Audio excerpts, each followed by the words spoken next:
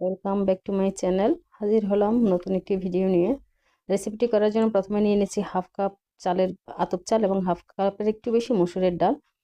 আমি সরাসরি চাল এবং মসুরের ডালটাকে ব্লেন্ড করে নিচ্ছি। আপনারা চাইলে রেসিপিটি বেসন এবং চালের গুঁড়া দিয়েও করতে পারেন।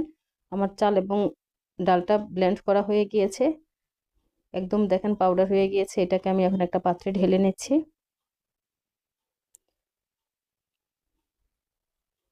এরপর এর মধ্যে দিয়ে দিচ্ছি অনেকখানি পেঁয়াজ কুচি, আর দিচ্ছি একটি কাঁচামরিচ কুচি। দিয়ে দিচ্ছি চা চামচে 1 চামচ হলুদের গুঁড়ো, 1 চামচ লাল মরিচের গুঁড়ো, 1 চামচ লবণ। শুকনো অবস্থায় আমি পেঁয়াজ, রসুন এবং হলুদ মরিচগুলোকে এই চালের গুঁড়ো এবং ডালের গুঁড়োর সাথে মিশিয়ে নিচ্ছি শুকনো হাতে।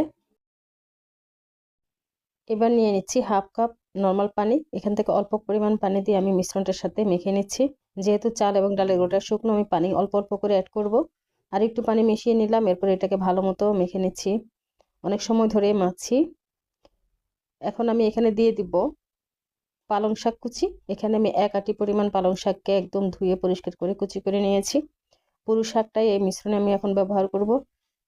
শাকটা দিয়ে দেওয়ার পর প্রথমে আমি শাকটাকে হাত দিয়ে চেপে চেপে একদম ডাল এবং চালের গুঁড়ার মিশ্রণের সাথে মিক্স করে নিব।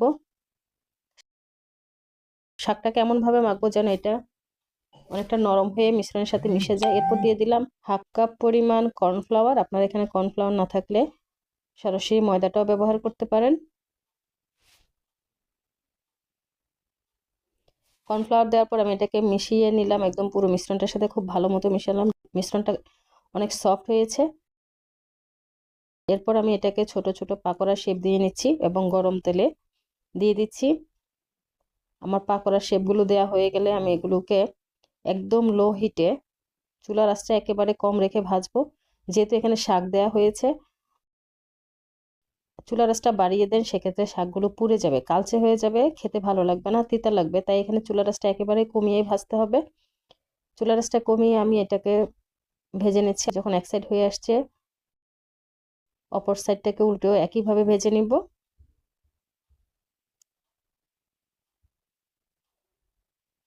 সবগুলো পাকোড়াকে আমি উল্টে দিচ্ছি।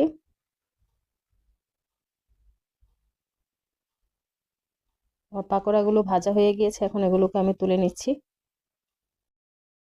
বাকি পাকোড়াগুলোকে ভেজে নিয়েছি। গরম গরম পাকোড়াগুলোকে আমি সসের সাথে পরিবেশন করছি। সসের সাথে গরম পাকোড়াগুলো খেতে অসাধারণ লাগে। শীতকালে এটা একবার হলো আপনারা সবাই বাড়িতে ট্রাই করবেন, আশা করি সবার ভালো লাগবে। ধন্যবাদ সবাইকে।